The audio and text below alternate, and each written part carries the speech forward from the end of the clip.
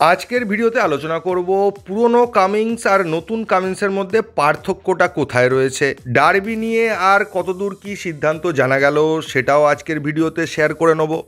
আর মোহনবাগানকে ঘিরে কয়েকটা transfer rumour তৈরি হয়েছে সেটাও আপনাদের সঙ্গে শেয়ার করে নেব। সেগুলো খুব বেশি ইম্পর্ট্যান্ট বিষয় নয়, কিন্তু মার্কেটে যেহেতু ঘুরছে আপনারা কনফিউজ হতে পারেন, তাই আপনাদের সঙ্গে একটু শেয়ার করে নেব। প্রথমেই বলে রাখি, এখন যে ট্রান্সফার সিজনটা চলছে এখানে কিন্তু আমার চ্যানেল থেকে আপনি ওই রকম ব্রেকিং নিউজ পাবেন না।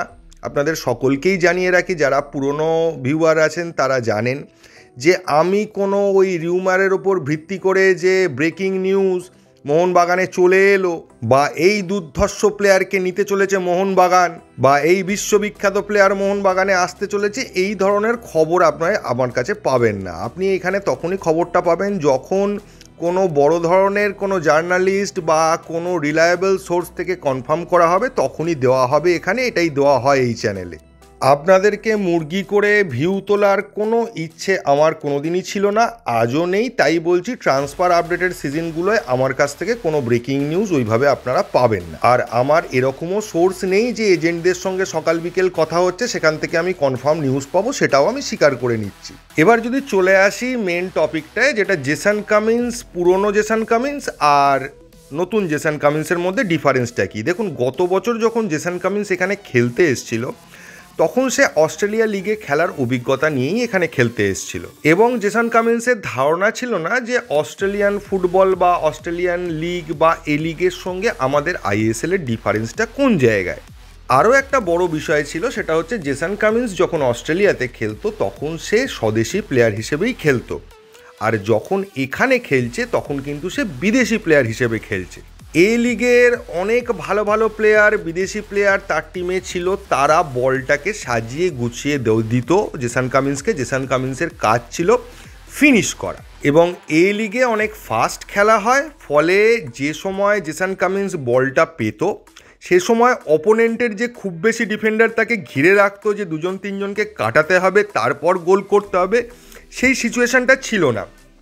খুব ফাস্ট ও পৌঁছে যেত গোলের কাছাকাছি, সেখান থেকে একটা বল রিসিভ করে বা বলটা রিসিভ না করেই ডাইরেক্ট গোলে ঢুকিয়ে দেওয়ার চেষ্টা করত। কিন্তু ইন্ডিয়াতে বা আইএসএল এর সমস্যা হচ্ছে অত ফাস্ট খেলা হয় না।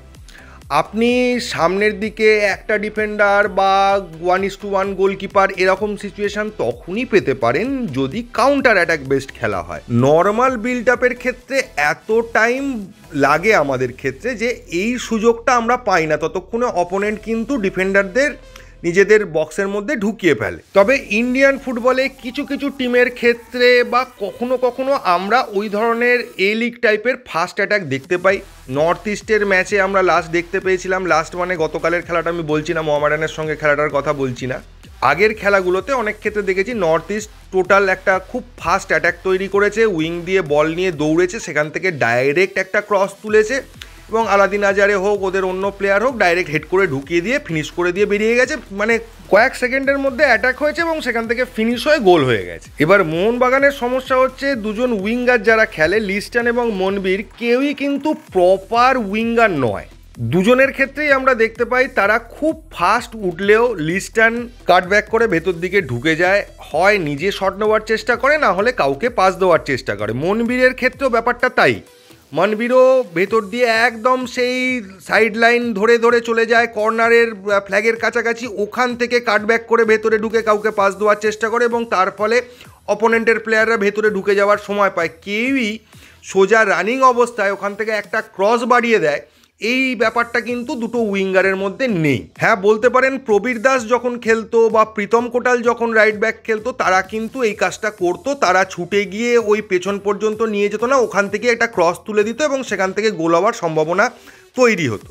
এছাড়া অস্ট্রেলিয়ান লিগে যে খেলাটা আরেকটা জিনিস দেখা যায় যে ছোট ছোট ক্রস, মানে আগের দিন বলতে পারেন যে থাপা যে ক্রসটা তুলেছিল যেখান থেকে অ্যালবার্টো গোল করেছিল, বা বলতে পারেন তার থেকেও ছোট অল্প ডিস্টেন্সে মাথা লক্ষ্য করে বল ক্রস তুলে দেওয়া, এইটা আমাদের ফুটবলে দেখা যায় না চট করে। এবং তার মেন কারণটা হচ্ছে যে ইন্ডিয়ান ফুটবলারদের হাইট তুলনামূলক অনেকটা কম, হেডিং অ্যাকুরেসি ইন্টারন্যাশনাল লেভেলে সুনীল ছেত্রী ছাড়া আর কারুর সেইভাবে নেই। তো প্রথম বছর কামিন্স এসে এসব বুঝতে পারেনি, কামিন্স নর্মাল খেলার চেষ্টা করেছে, যার ফলে কামিন্সের ম্যাক্সিমাম গোলটা ছিল ট্যাপিং থেকে। আর দিমিত্রি পেট্রোডস বা অন্য কেউ শট করলে সেই ডিফ্লেক্টেড শটগুলোকে জেসন কামিন্স ফলো করতো, ওটা ওর কাজ ছিল, ওটা ফক্স ইন দ্য বক্সের মতোই একটা রোল, সেখান থেকে ও সেটাকে ফিনিশ করে দিত, সেটা এখনও করার চেষ্টা করে। কিন্তু এবছর কামিন্স বুঝতে পেরেছে যে সে এখানে বিদেশি হিসেবে খেলছে এবং ইন্ডিয়ান ফুটবলে বিদেশিদের ভূমিকাটাই মেন। বিদেশিরাই খেলা তৈরি করে, বিদেশিরাই ফিনিশ করে, বিদেশিরাই ডিফেন্স করে। এবার ম্যাক্সিমাম টিমের বিদেশিদের কনসেন্ট্রেশনটা বেশি থাকে মিডফিল্ডে, মিডফিল্ডটা তৈরি করে বিদেশিরা। এবং মোহনবাগান টিমে মিডফিল্ডে প্রপার একটা বিদেশির অভাব আছে, এটা আপনারা সকলেই জানেন। এবং আমাদের এখানে যে ধরনের খেলা স্টাইল, সেখানে কিন্তু আপনাকে পেছন থেকে অপারেট করতে হবে, ওই ফক্স ইন দ্য বক্স হয়ে বক্সের মধ্যে চুপ করে দাঁড়িয়ে থাকলে কিছু হবে না, সেটা জেসন কামিন্স বুঝতে পেরেছে। ফলে ও গোল করার জন্য ওখানে বসে না থেকে মিডফিল্ডে নেমে এসে মিডফিল্ডারদের সঙ্গে একটু 1-to-1 খেলে, কারণ ও জানে যে দুম করে ওরকম গোলের চান্স তৈরি হবে না, এই পেছন থেকে অ্যাটাকটা হওয়ার পর তারপর গোলের চান্সটা ক্রিয়েট করতে হবে। এই অপোনেন্টের ডিফেন্সের ফাঁক ফোকর খুঁজে আমাকে গোলটা করতে হবে, বা বলতে পারেন ভিড়ের মধ্যে খেলার একটা অভিজ্ঞতা তৈরি করতে হবে। সেইটা জেসন কামিন্স ধীরে ধীরে তৈরি করেছে এবং খুব সফলভাবেই ও অ্যাপ্লাই করছে। এবং ও বুঝতে পেরেছে যে ইন্ডিয়ান ফুটবলে এই ধরনের সিচুয়েশান থেকে গোল করাটা এই লিগের সিচুয়েশানের থেকে অনেকটাই আলাদা। এখানে আপনি কখনোই এরকম দেখতে পাবেন না যে আপনার সামনে গোলকিপার আর পোস্ট রয়েছে, আপনি যে কোনোভাবে একটা রানিং বা খুব তাড়াতাড়ি ডিসিশন নিয়ে বলটাকে ঠিক জায়গায় প্লেস করে দিলেন। এখানে আপনাকে 1-2 পাস খেলতে খেলতে অনেকগুলো প্লেয়ারের পায়ের ফাঁক দিয়ে, বডির ফাঁক দিয়ে একটা জায়গায় দারুণ শট নিয়ে গোলে ঢুকিয়ে দিতে হবে। লাস্ট ম্যাচে জেসন কামিন্স যে গোলটা করেছিল ওটা কিন্তু অস্ট্রেলিয়ান লিগের মতোই গোলটা ছিল। ম্যাকলারেন এবং কামিন্স দেখবেন খুব তাড়াতাড়ি ফাস্ট দুজনের মধ্যে ইন্টারচেঞ্জ করে একটা পাস দিল, যেটাকে জেসন কামিন্স কিন্তু রাখলোও না, রেখে বুঝে মারার কোনো চেষ্টা করলো না, ডাইরেক্ট শট করে ভেতরে ঢুকিয়ে দিল। এবং সব থেকে বড় কথা যে ইন্ডিয়ার ডিফারেন্ট সিচুয়েশানে খেলার জন্য নিজের খেলার ধরনটা যে পরিবর্তন করতে হবে, এই চ্যালেঞ্জটাকে কিন্তু জেসন কামিন্স অ্যাকসেপ্ট করেছে। নাহলে আমরা আগে এরকম দেখেছি, অনেক বড় প্লেয়ার এসছে, দেখেছে দূর এখানে আমি খেলতে পারবো না, এখানের সঙ্গে আমি ম্যানেজ করতে পারবো না, এক বছর থেকে যে পরের বছর টাটা করে দিয়ে চলে গেছে। জেসন কামিন্স কিন্তু তা করেনি, ও নিজের খেলা পরিবর্তন করেছে শুধুমাত্র এই নতুন চ্যালেঞ্জটাকে নেওয়ার জন্য এবং নিজেকে প্রমাণ করার জন্য। গ্রেগ স্টুয়ার্ট যেমন জানে, বহু বছর এখানে খেলেছে, সে এখানকার খেলার ধরন সম্পর্কে টোটালি তার একটা ধারণা আছে এবং ও সেই অনুযায়ী খেলাটাকে প্রেজেন্ট করে, যার ফলে যে আমাদের গ্রেগ স্টুয়ার্টের খেলা অনেক বেশি ভালো লাগে এবং অনেক বেশি এফেক্টিভ মনে হয়। একইভাবে জেমি ম্যাকলারেন এখনো পর্যন্ত বুঝেই উঠতে পারেনি যে তার খেলার কি পরিবর্তন করলে সে ইন্ডিয়ান কন্টিনেন্টের এই খেলার ধরনের সঙ্গে মানিয়ে নিতে পারবে। জেসন কামিন্স বুঝে গেছে এখানে দুজন স্ট্রাইকার ইউজ হলেও একজন স্ট্রাইকারকে সেন্ট্রাল অ্যাটাকিং মিডফিল্ডার হিসেবে খেলতে হবে, আরেকজনকে স্ট্রাইকার হিসেবে খেলতে হবে, এবং যখন যে আগে থাকবে তাকে স্ট্রাইকারের রোলটা নিতে হবে আর যে পেছনে থাকবে তাকে সেন্ট্রাল অ্যাটাকিং মিডফিল্ডারের রোলটা নিতে হবে। এইভাবে রোলটা ইন্টারচেঞ্জ করে দুজন স্ট্রাইকারকে খেলতে হবে। যে কারণে জেসন কামিন্সের সঙ্গে দিমিত্রি পেট্রাডস খেললে বা গ্রেগ স্টুয়ার্ট খেললে অনেক বেশি এফেক্টিভ লাগে, কারণ একজন প্রপার সিএমের রোলটা তখন নিজের কাঁধে নিয়ে নেয় এবং আরেকজনকে বল সাপ্লাই করার চেষ্টা করে।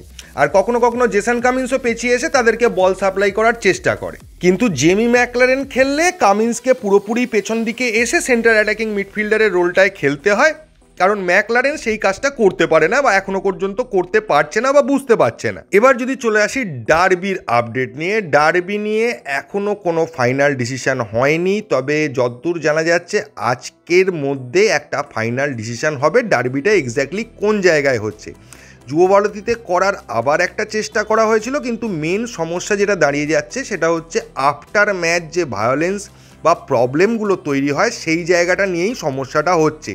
ম্যাচ হওয়া নিয়ে খুব একটা সমস্যার বিষয় নয়, ম্যাচ চলাকালীন পুলিশ প্রোটেকশান দিতে পারবে, কিন্তু ম্যাচের পর কোনো রকম গণ্ডগোল হলে বা বিক্ষিপ্ত গণ্ডগোল হলে সেটাকে সামলানোর মতো পর্যাপ্ত পুলিশ পাওয়া যাবে না। সেই কারণেই ডার্বিটা এখানে করতে রাজি নয় বিধাননগর পুলিশ কমিশনারেট। এখন সিচুয়েশন যেদিকে যাচ্ছে তাতে মনে করা হচ্ছে যে উড়িষ্যাতে হওয়ার সম্ভাবনাই কিন্তু বেশি রয়েছে এই ডার্বি ম্যাচটার। আর ট্রান্সফার রিউমার নিয়ে দুটো কথা বলতে গেলে এটাই বলতে হয় যে আব্দুল রবিকে নাকি মোহনবাগান টার্গেট করছে, সন্দেশ ঝিঙ্গানকে নাকি মোহনবাগান টার্গেট করছে, এই রকম রিউমার বাজারে ঘুরে বেড়াচ্ছে।